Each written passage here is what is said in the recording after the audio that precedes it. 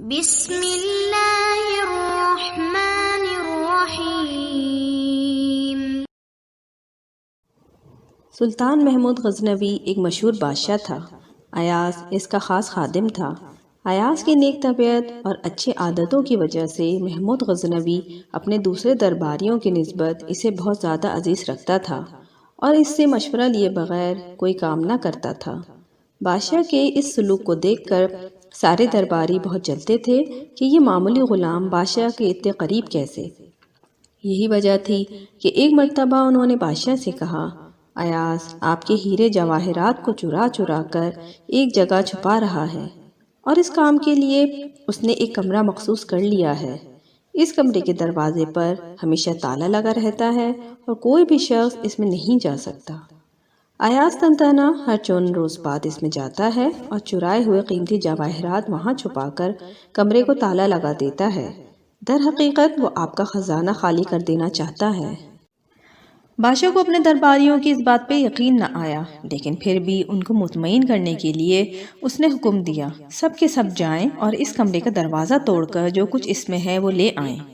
درباری جب اس کمرے میں پہنچے تو وہاں انہیں سوائے ایک چرواہے کے پھٹے پرانے لباس اور ایسے جوتے جو کہ گھاس کاٹنے والے پہنتے ہیں اور کچھ نہ ملا۔ پھر زمین کھودنے کے لیے مزدور بلوائے گئے۔ انہوں نے کمرے کی ساری زمین کھود ڈالی لیکن یہاں بھی انہیں کچھ حاصل نہ ہوا۔ انہوں نے سارا ماجرا بادشاہ کو بتایا۔ بادشاہ نے ایاز کو بلوایا اور اس سے پوچھا، کیوں بھائی تم نے ایسا کام کیوں کیا؟ ایک کمرے کو مخصوص کر کے اس میں تالا ڈال کر رکھنے کا کیا مقصد ہے؟ تمہارا یہ طرز عمل دوسروں کو اپنے آپ سے بدگمان کرنے کے علاوہ اور کچھ معلوم نہیں ہوتا۔ ایاز نے جواب دیا، میں آپ کو اصل حقیقت بتا دیتا ہوں۔ بات دراصل یہ ہے کہ میں پہلے ایک چرواہا تھا۔ جھاڑیاں اور گھاس پھوس کاٹنا بھی میرا کام ہوا کرتا تھا اور اب میں بادشاہ کا وزیر بن گیا ہوں۔ میں نے اس زمانے کا لباس اور جوتا کمرے میں محفوظ کر رکھا ہے۔